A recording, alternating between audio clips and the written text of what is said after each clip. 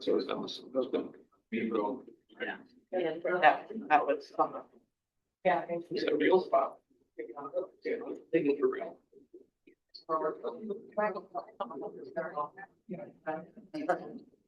Good morning, everyone.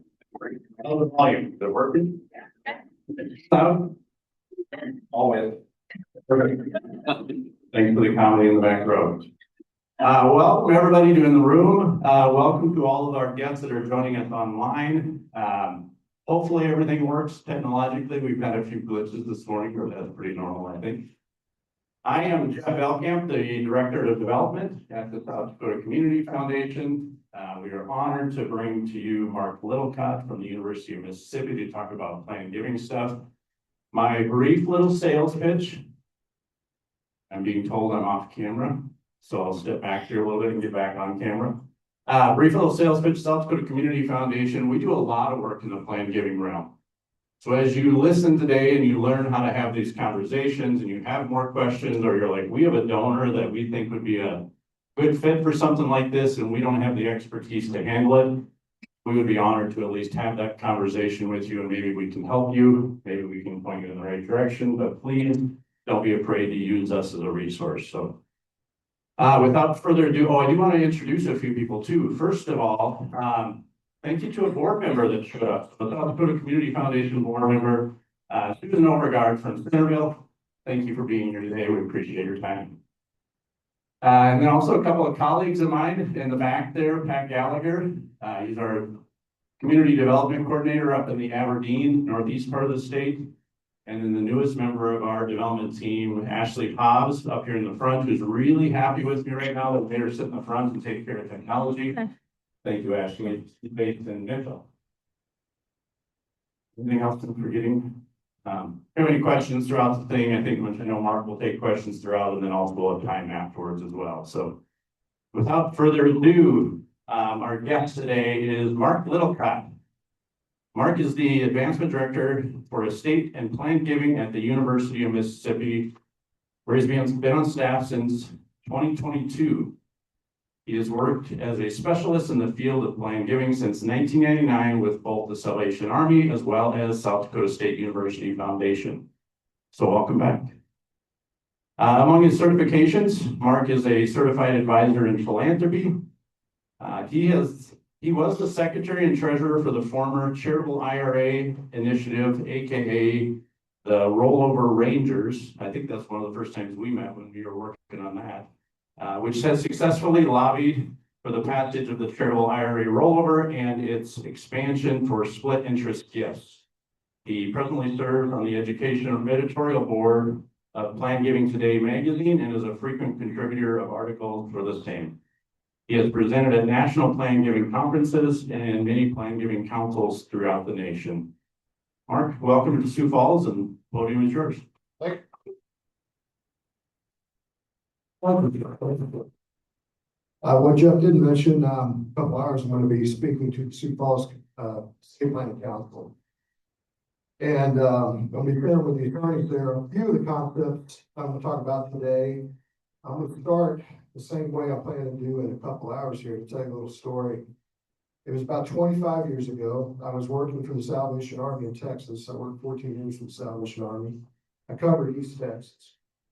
And I would get a call about 3 or 4 times a year from this one attorney in the town of Tyler, Texas. The will word, anybody subscribed to Planned Giving Today magazine, a little shameless plug. I wrote an article 2 months ago called Handling Yodel Calls. And a yodel call is when an attorney calls into the phone and yodels at you. Has anyone ever had that happen? It starts like this. I got a lady who wants to put you in her will. So that's a yodel call. Oh, that's true. Because this guy would yodel at me 3 or 4 times a year. I'm lucky to have him to yodel at me once in 4 or 5 years.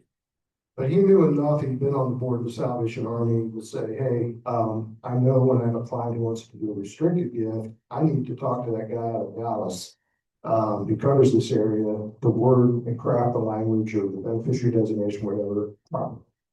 The Salvation Army has some really specific bylaws about how state gifts are used. And I was looking at the time for a topic for my first bar association presentation. The Court County Bar Association had asked me to come out and speak on something charitable, and I'm like, oh my gosh. It's kind of like when one of your colleagues comes to you and says, hey, can we send some information about planned giving to my donor? It's like asking Neil deGrasse Tyson to send me information about the universe. I mean, what do you want to know about? Black holes, gravitation, we know what we're going. So, and then be more specific. And so I was looking for a specific topic. I sat down with John and I said, I asked him a question. I think he called me quite often. I'm curious, how often or what percent of your clients would you say have a non-contingent charitable estate gift at their estate plan? Without batting an eye, he said, I'd say about 85%.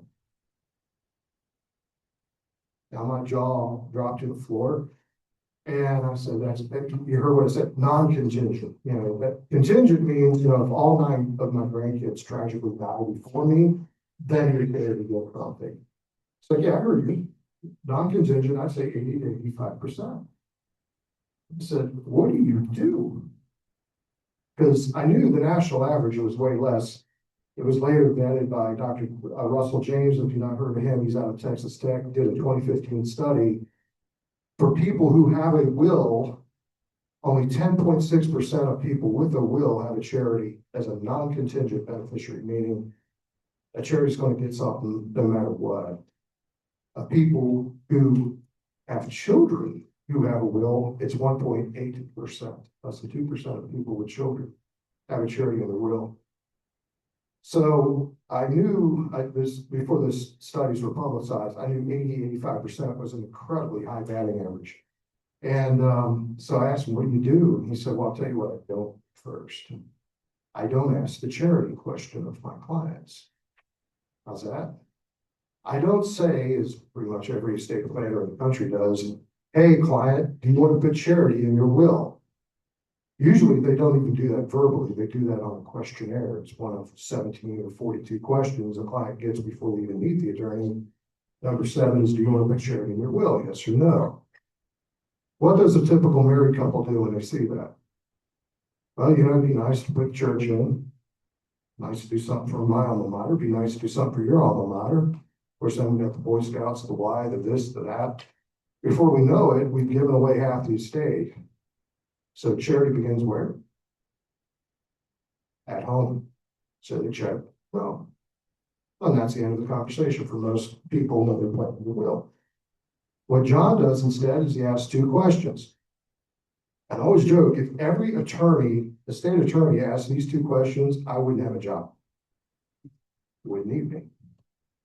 Because 85% of their clients would be doing estate gifts. First question is, besides your family, are there any other people or organizations that have had an impact on you in your life, or that you've impacted with your contributions of time, talent, and treasure? Duh. Yeah, my dad for one, my scoutmaster, my professor in biology. There's the 4-H program that kept me out of trouble. There's this, there's that. Of course, tell me about it. And we're going to talk about listening technique I like to use a little bit. But John would converse with them, establish what those programs are that they're passionate about. And then he would say, if a way could be found to continue that same level of giving at the church, or through your scholarship, or to memorialize that scoutmaster, or whatever the answer was to the question. And here's the magic. And do so without compromising a penny of what you want to leave the family, if you'd be interested.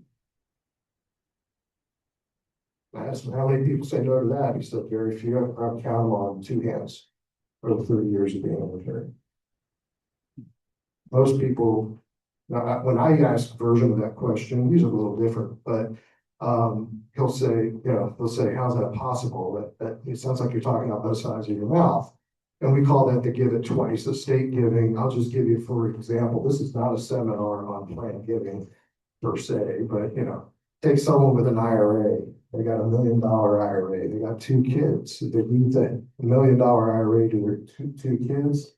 That's $500,000 apiece. New law under Secure Act 2.0 requires that the kids liquidate that IRA, liquidate all $500,000 of their inheritance within how many years? 10 years.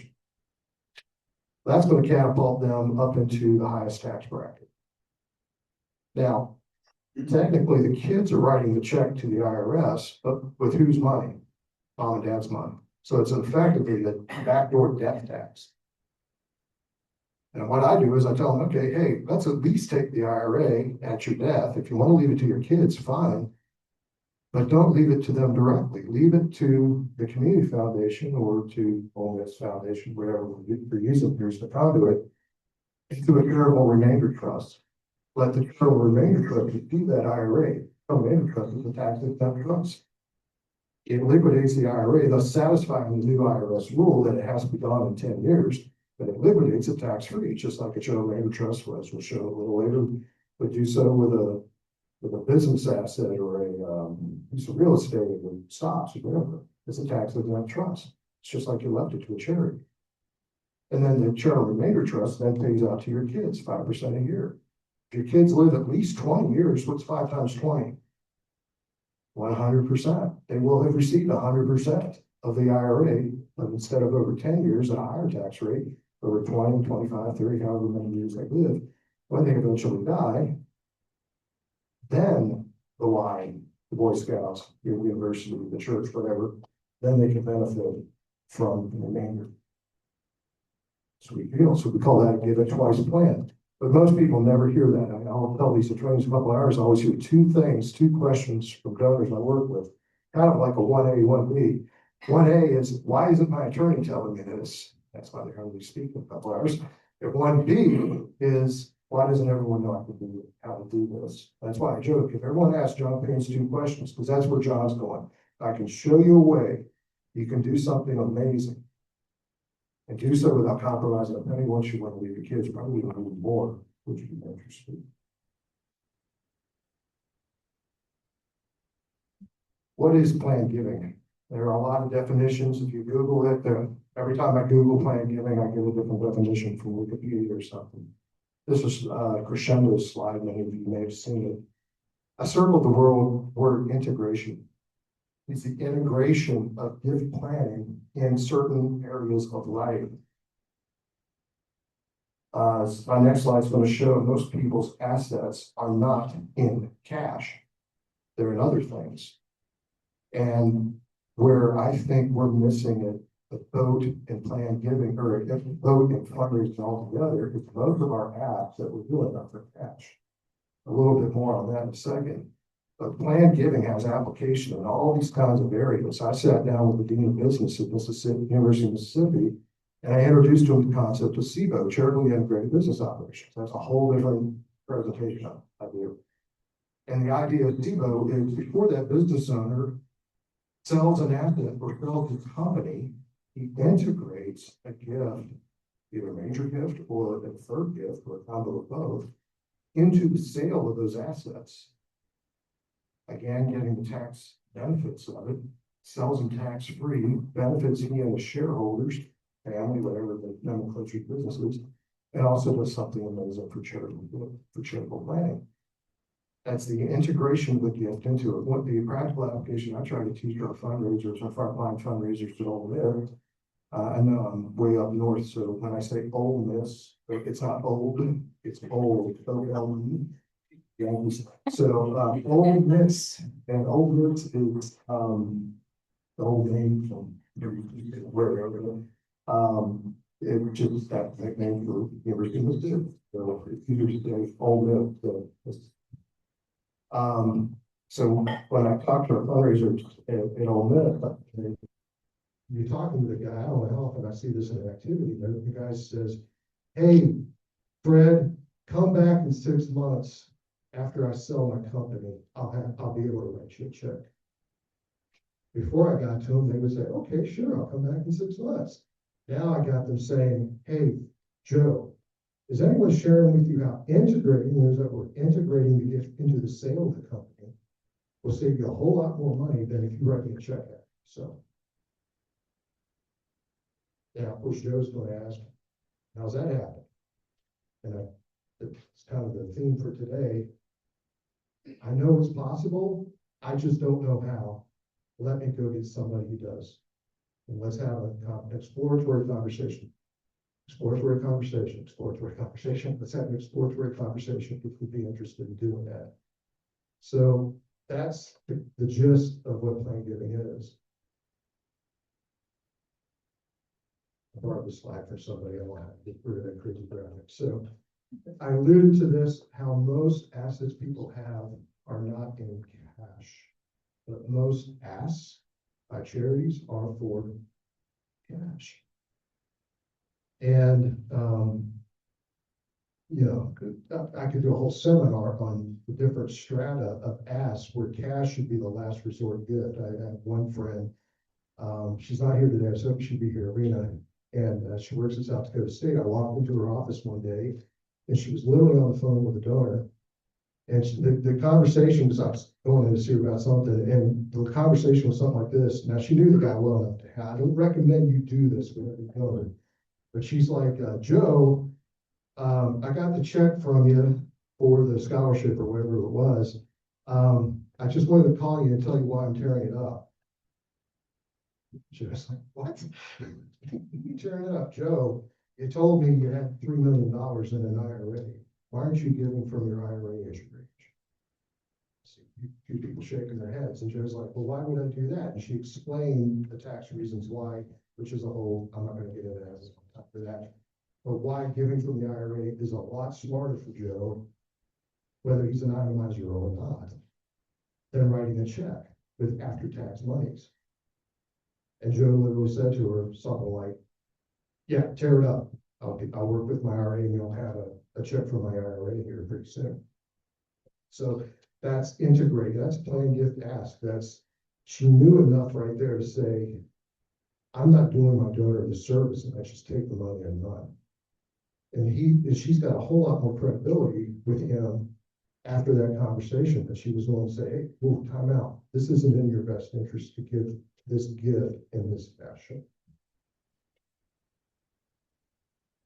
This is Eddie Thompson's slide, stole from the National Plan Giving Conference, and it introduces the concept. You know, when I showed up at my new job in Mississippi at Ole Miss, they gave me a list of plan giving prospects, you know, age, numbers of years of giving, and the big one, capacity. These are big, rich people, so go see them. Well, capacity is one thing, but it's not everything. As Eddie talks about here, you'd rather have someone with propensity to give than someone that just has capacity or ability to give. And this kind of introduces my next slide, which, okay, 2 slides from now. So when I'm doing, actually, I'm going to go to the next slide, then I'll come back to this. So my next slide is what's called the Tarnside curve. I was introduced to this when I went through the CAP, the Trust Advisor and Philanthropy Program. Tarnside is a company, a consulting company in England. And basically what the Tarnside, how many people have ever seen the Tarnside curve? Okay. At SDSU, when I was there, and it's starting to become this way at Ole Miss, it's actually become a verb in our shop. Tarnsiding somebody. And the idea of the Tarnside curve is basically as you go up the scale on the left, the dollar amounts get bigger and bigger. And as you move across the right, the degree of involvement or interest the donor has in your organization, not plan giving. It's not a graphic about their plan giving interest. It's about the interest in your organization. And you see that little dotted line, that's really the major gift line.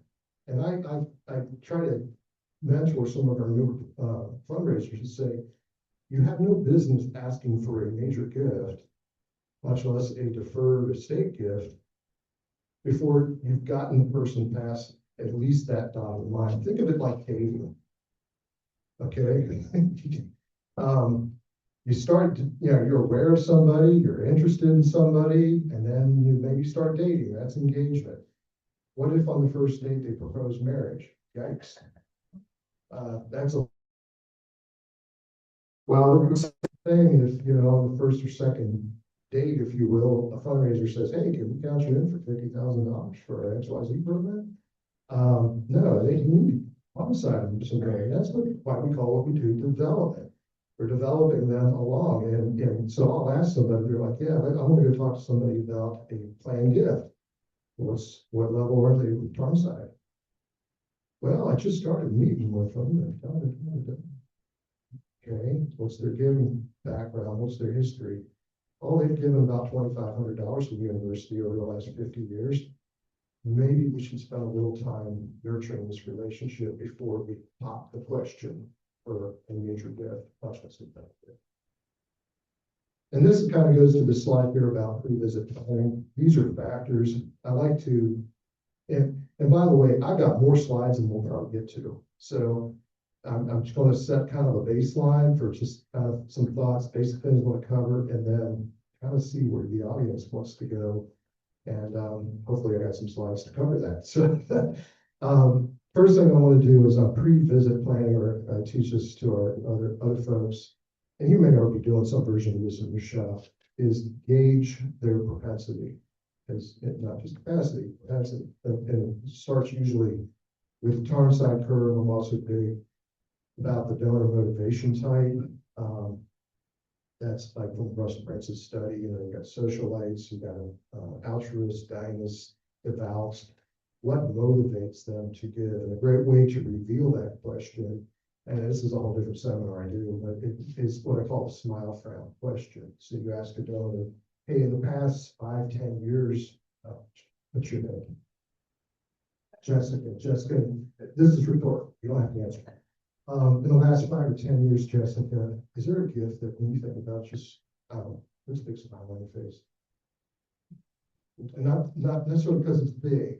I knew a friend who asked this question of a donor, and the guy was like on every major donor board in Pittsburgh. And the guy said, yeah, honestly, it was $100 I gave to Rotary about 5 years. So how do you even remember that? I mean, he's given hundreds of thousands, maybe millions to other charities, the hospital, the opera, the university, $100 to your Rotary Club. How do you remember that? And I mean, if you've ever been to a Rotary meeting, someone loses a bet, that's $100. So, you know, how do you remember that? He said, well, it went to renovate a playground. And that playground happens to be near my house. And every time I drive home, if it's not raining, I see kids enjoying my $100. So you ask me where I get that puts a smile on my face almost every day. He remembers that gift.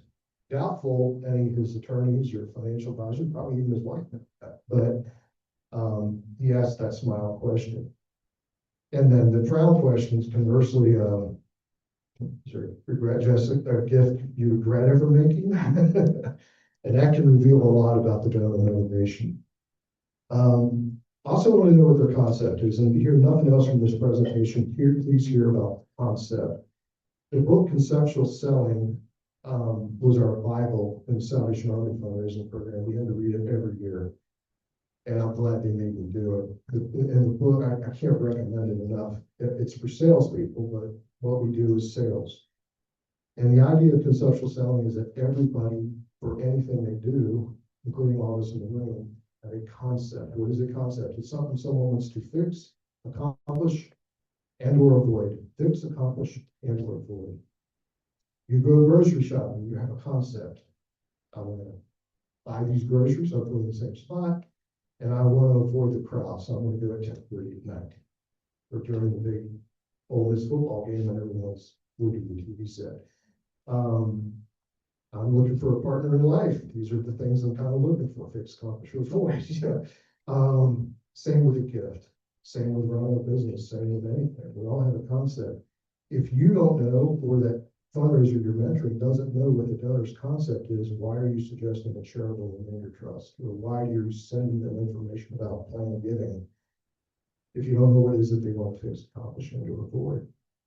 So with that propensity kind of figured out, then I want to talk about joint venture. Joint venture, again, also in the book Conceptual Selling. Imagine, if you will, hold this mic so you know, I'll do it with one hand. How often have you seen it where a fundraiser or a salesperson is talking and talking and talking, and when it comes time to propose the sale or propose the gift, the donor who was over here never climbed with them up with?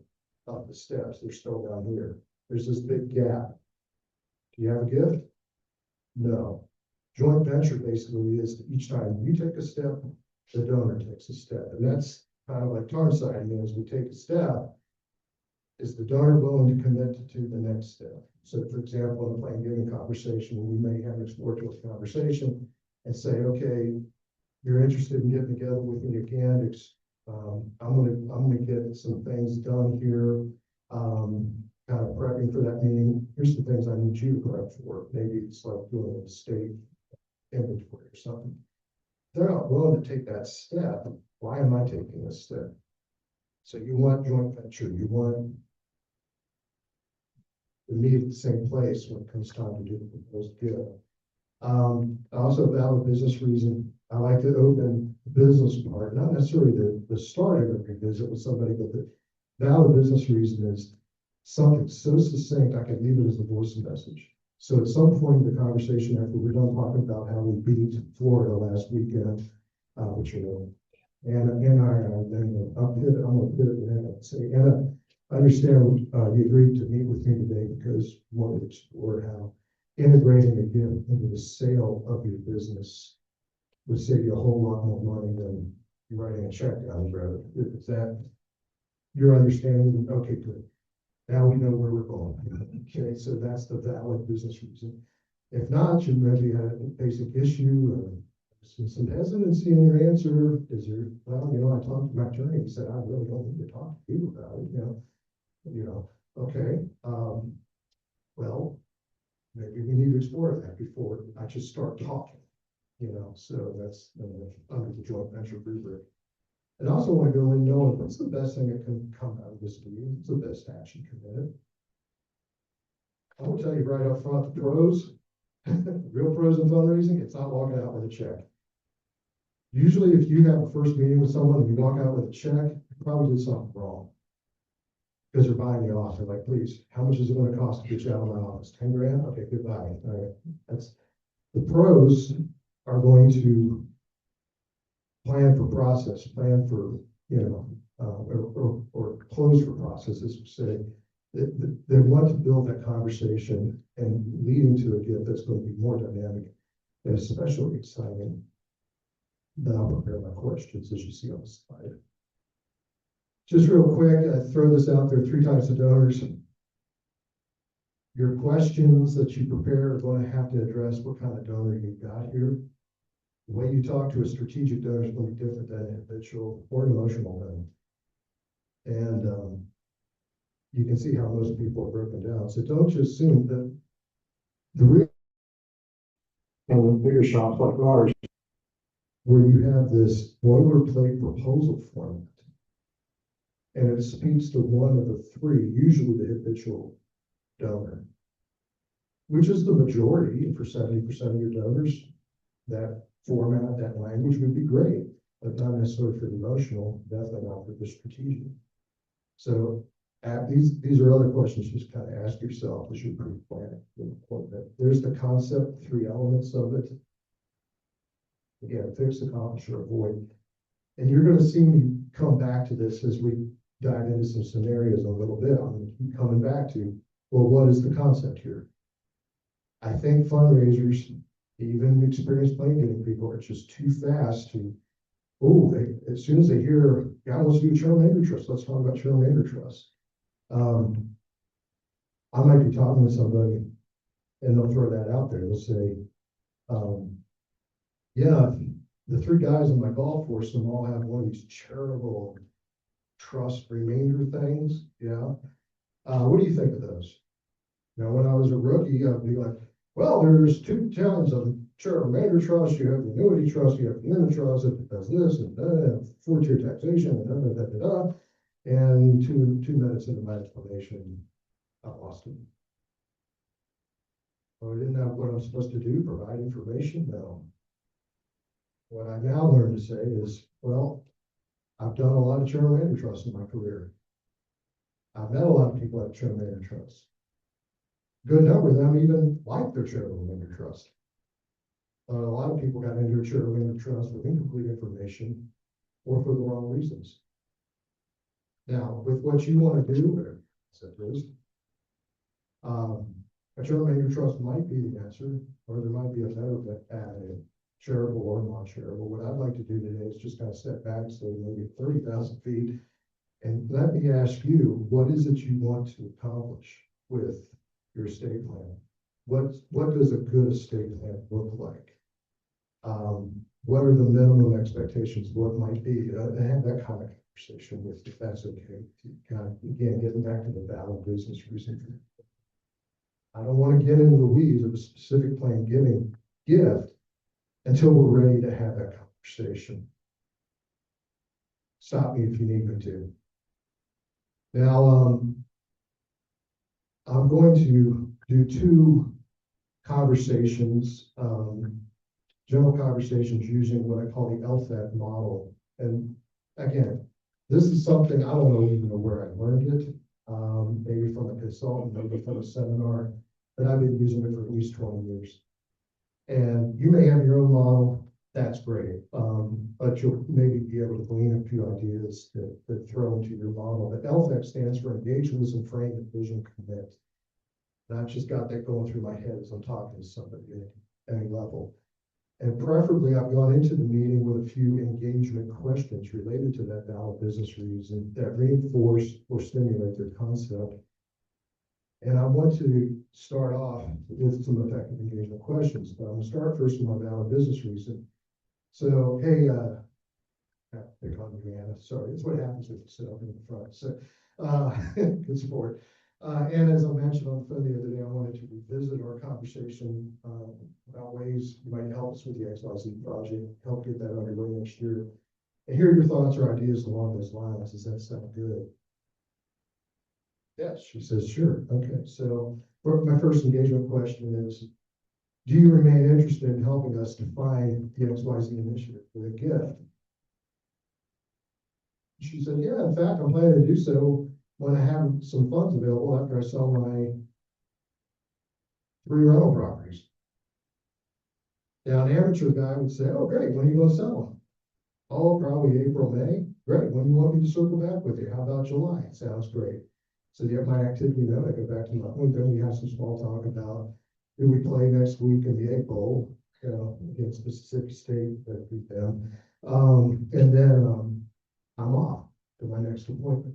That's the typical new fundraiser's approach. And then I go back to my hotel that night and I type up my activity report. Met with Anna. She's planning to sell some properties next spring. I told her to come back next summer and collect a check for the XYZ project. That sounds exciting, Anna. Am I right to assume you'll have some taxes due on the sale of those 3 properties? Oh yeah, you bet, Mark. In fact, I'll need some tax deduction afterwards, so why don't you contact me in 3 or 4 months and we'll figure out writing a check to do that.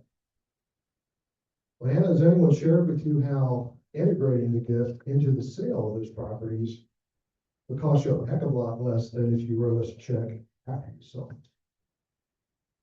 I'm sure my advisors would do that. I pay a lot of money for that, right? Actually, you'd be surprised, Anna, how few advisors know how to do that. Even our dean of business school didn't know how to do that. That's a little thing I can throw in there because when I shared that with him, he's like, I didn't do this. Can I arrange an exploratory conversation? There's that phrase, exploratory conversation. That's all we're trying to do today. We're not trying to sell Anna on any particular planning technique. We're not there yet. Just can I arrange an exploratory conversation in the coming week or so and chat with your advisors just to hear some options that we might share with them. Would that be okay? Anna's good with that. Okay. So that's like a major gift setup conversation. My best action commitment is not to walk out of there with a promise to collect a check from Anna next summer. It's to set up an exploratory conversation, maybe with the gift planner in our shop or at the community foundation. Who can help us to explore options about integrating, there's that word, integrating into the sale of business, or in their case, the rental properties. Here's an estate conversation model following the same LFAC continuum. Again, I go into the appointment with some kind of engagement question in mind, or questions the classic one taught at all the penny giving conferences, they tell you, so I just grabbed it here, it's probably in your notebook. Have you ever considered putting our charity in your will, or putting other charities in your will? Not my favorite way to ask it, but it's the common one, so I'm running with it. And what do you usually hear? Well, we've prioritized our family instead. Now, when I interviewed with the Salvation Army 30 years ago, they told me they had like 25 candidates, and that was the question they asked. They said, Mark, you walk into somebody's living room and they tell you, Mark, we've decided we're leaving everything to our kids. We don't have any room for the Salvation Army. What do you say? And the guy who hired me said, all candidates but you said, well, I guess we're up the creek. Well, would you like to make a major gift or something like that? They pretty much gave up on it. But my answer was, well, tell me about your family.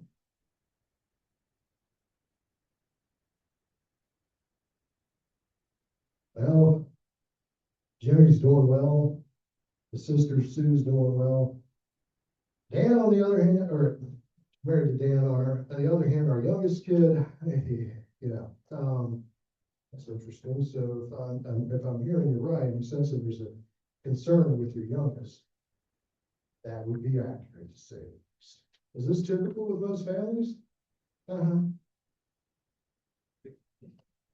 if a way could be found to remember all this, as well as your other charities, and do so without compromising a penny of what you intend for your family, perhaps leave a more, maybe pace out an inheritance to Kenny, to your youngest, since that might be a good idea. Would that be interesting to you? That doesn't sound possible. Or I'd like to suggest we have an exploratory conversation along these lines. And I'm just giving you the pushback I usually get. Well, not usually get, but sometimes get. We already have a great estate attorney. I'm sure you would have shared those concepts with us. And you'd be surprised. Would you at least be willing to have an exploratory conversation? So let's get off the tee. Just to see what possibilities, anything we come up with, you can take to your state attorney. But I promise you this, I'll tell my folks this, I promise you this, you're going to hear something you're not going to hear from your state attorney. We during that conversation, you're going to hear about some options. Most people are intrigued enough, like you enough, be willing to have an exploratory conversation.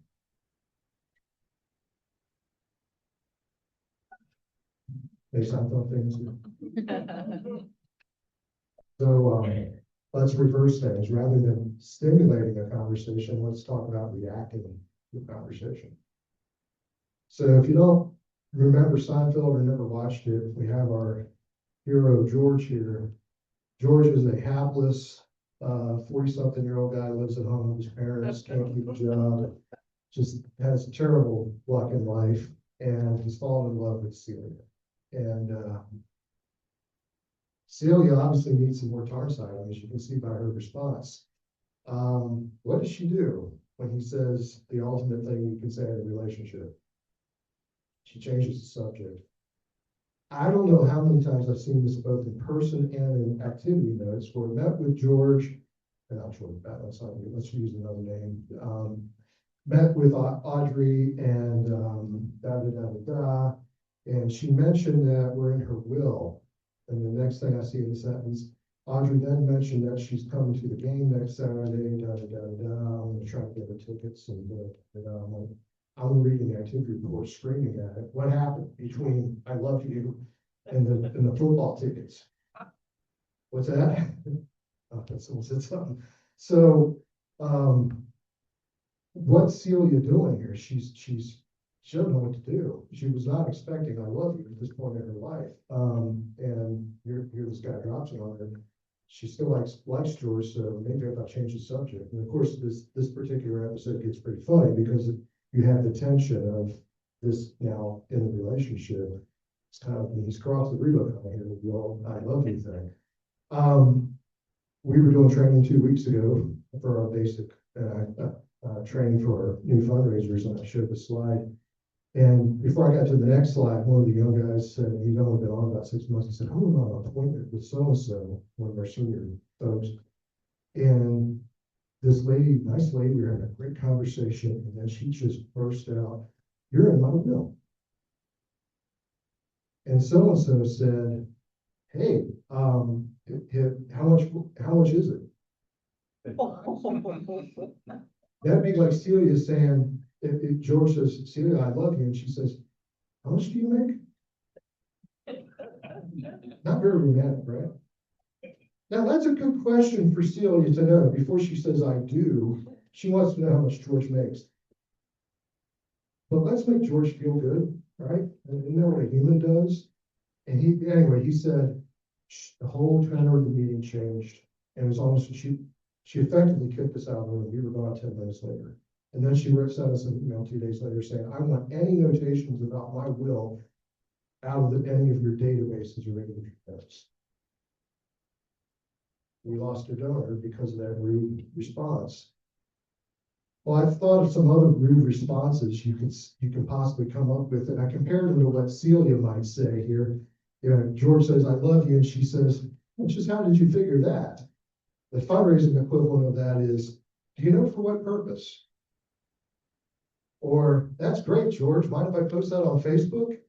If the first response you say is, hey, how would you like to be in our legacy society so we can blast your name all over creation and let everyone know you've done this? Or would you please put that in writing, George, so I can have proof of it?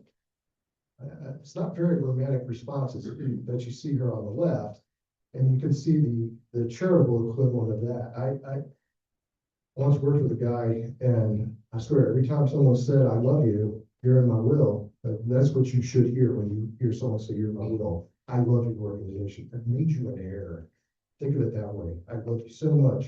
I'm putting you on par with my kids. That's pretty deep, right? You're family to me. Okay. And the first response is, well, that's great. You know, what you ought to do is you ought to talk to our plan giving people. They know a lot about estate plan. Totally tone deaf. Person said, offended.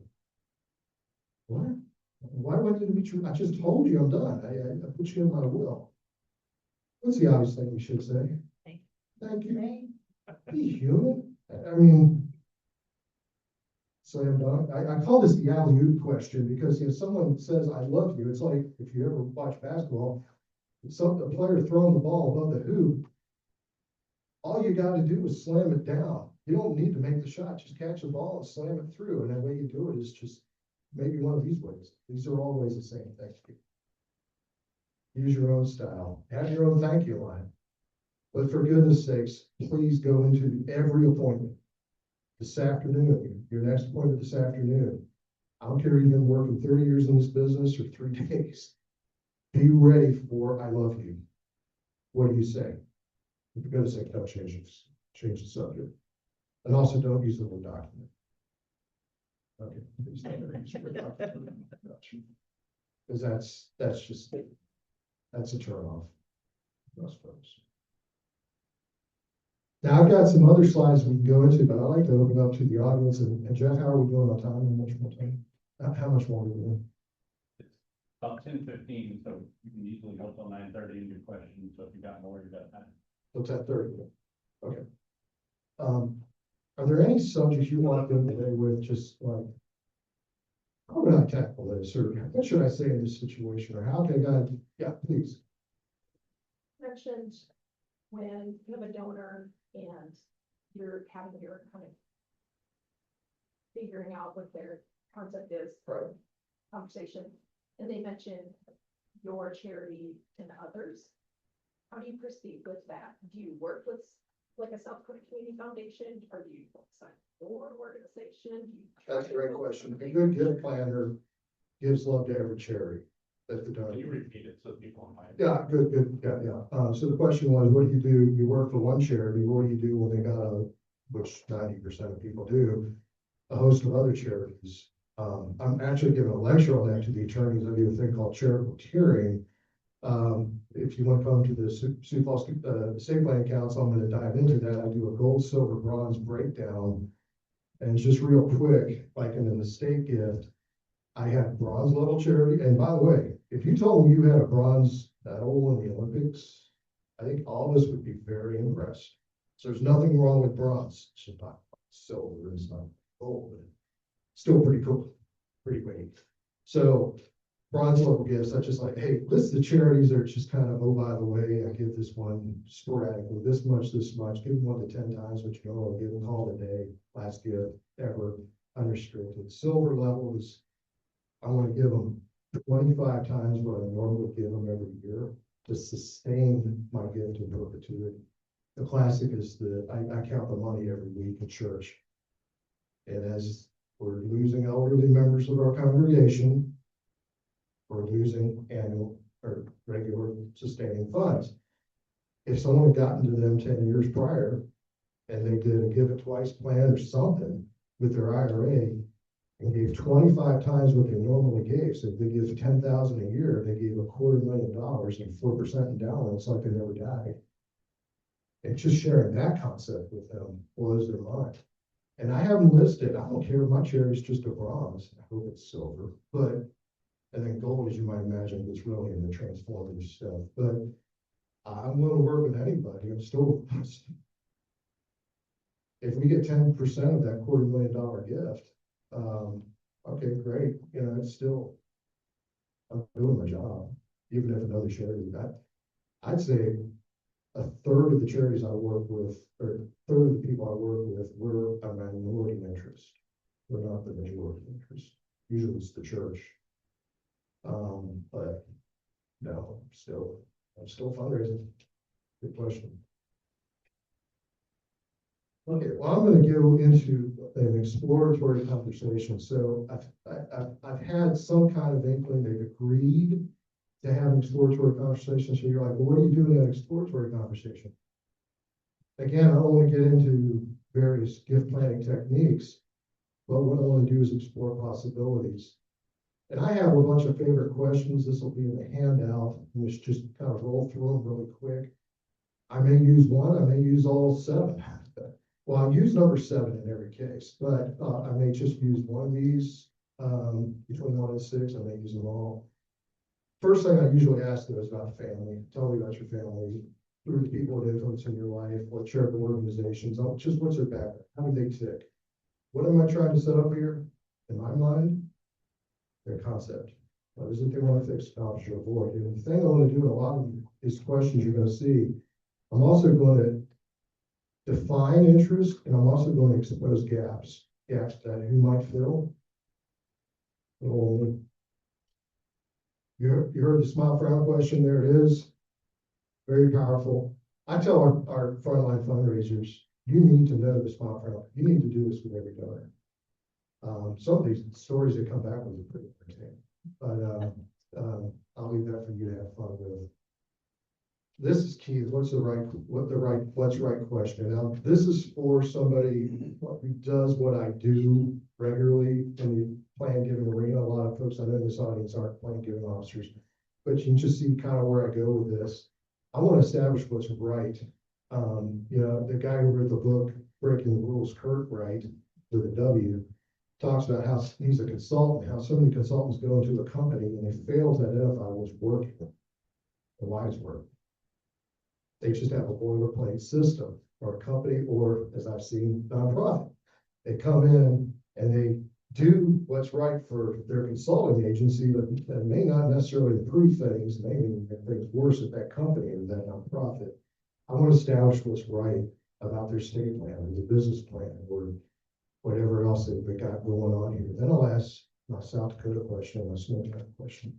I have to call this my garden hose question now in the city because they don't know what snow tire is. So my snow tire question is this great question. What excites you the most about your estate plan? It's like asking someone what excites you the most about your snow tires. Most people see their estate plan like they see their snow tires. It's just a tool. It's a conveyance. In fact, if they don't look at you like a deer in the headlights, maybe you asked it wrong because they should go excites. Why would an estate plan be exciting? Anyone ever read a will from about 200 years ago? Those are exciting. There's a lot of testifying. That's why we used to call the last will a testament.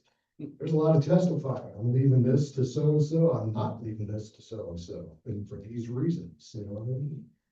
It's their last statement in life. What do most people's last statements in life around here sound like? This is who I am. I'm saying this is what I got. This is who gets it. Period. Boring. You can introduce the concept that a will can once again, it should be, your last statement, exciting. Most wills are not exciting. Then I'll ask something, sometimes I'll call the missing piece question. Tell me how the topic of giving, as opposed to, giving philanthropy, philanthropically versus charitably, how that was explored when you visited on your estate plan.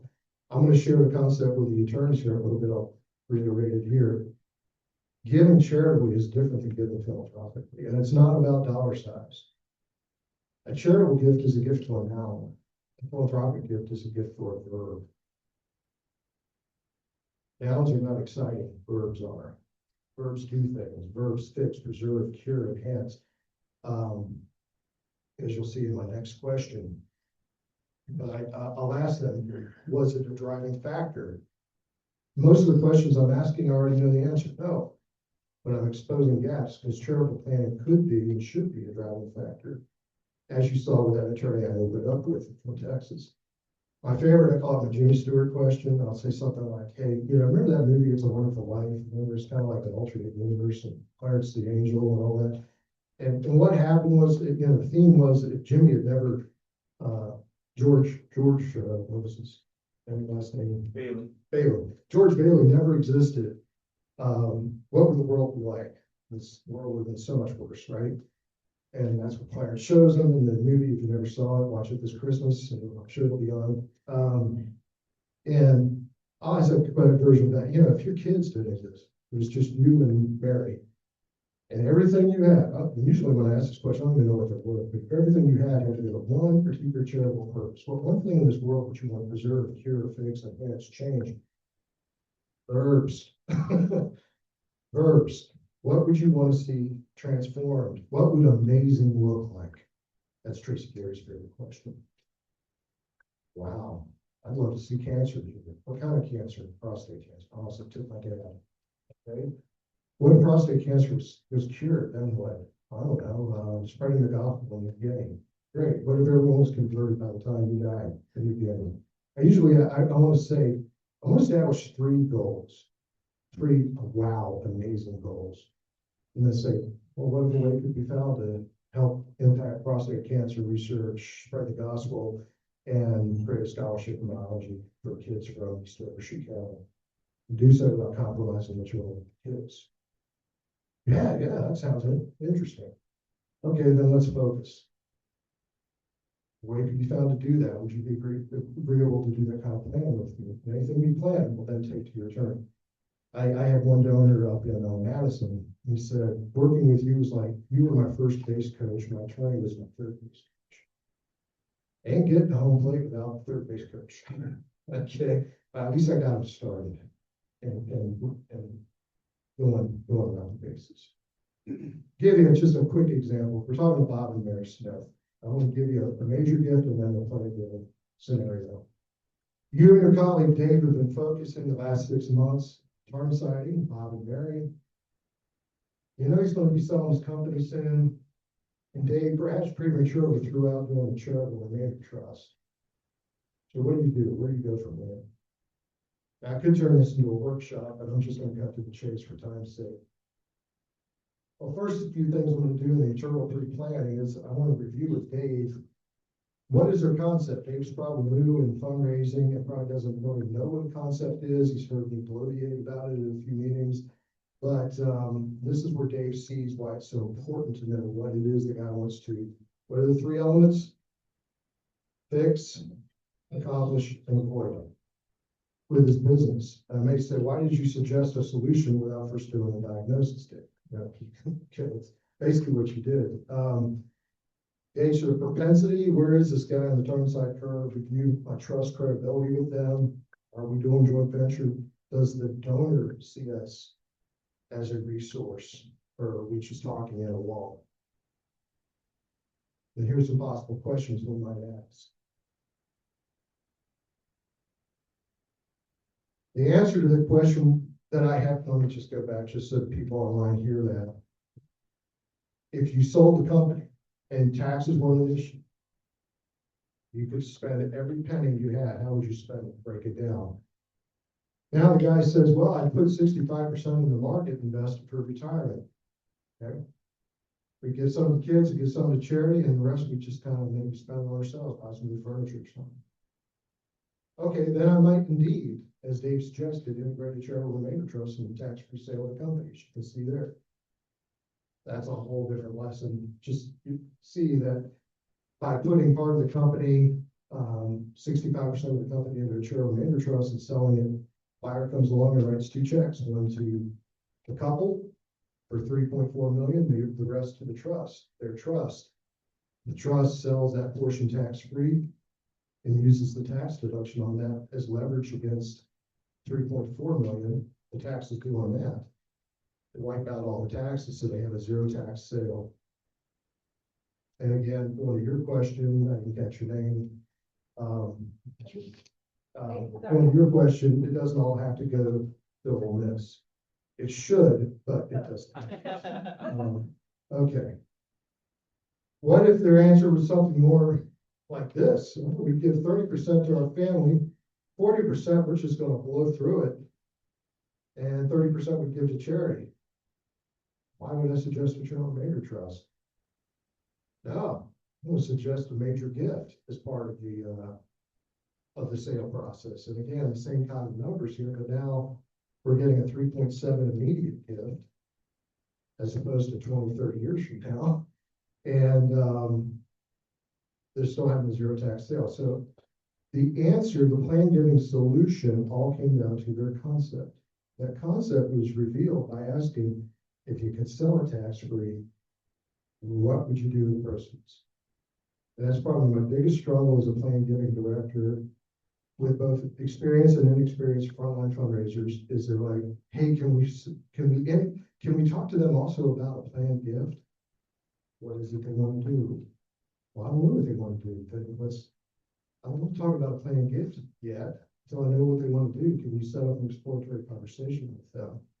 Well, they got a good attorney, and they said, okay, well, we got to figure out how to overcome that, because me sending a pamphlet or a blind illustration is not going to, I've never seen that work in 25, 30 years. Conversations is what leads to this kind of stuff. We're about out of time. Got time for a few more questions, but we're right there. Okay. Any other questions? I have a whole other session called Running the Basis with Legacy Society Donors. I have an article on that. If you want it, let me know and I'll send it to you. But basically, it's a setup for purposing to talk to Legacy Society donors about their will planning experience. And I'll just give you a teaser. I suggest what you do is get the list of your Legacy Society donors. Call them up and say, especially if you're new, this is real powerful. Say, hey, I'm Susie. I'm new at the animal shelter here, and I'm calling up the people. My boss told me it'd be a good idea to talk to the people who have us in their will, to figure out, to hear your story about how that happened, to make me better at talking to people who haven't put us in their will, so I know what to look for. Would you be willing to talk to them? Who's not going to say yes to that, right? And that's what my running the basis thing is. Thanks, Jeff. Thanks everyone.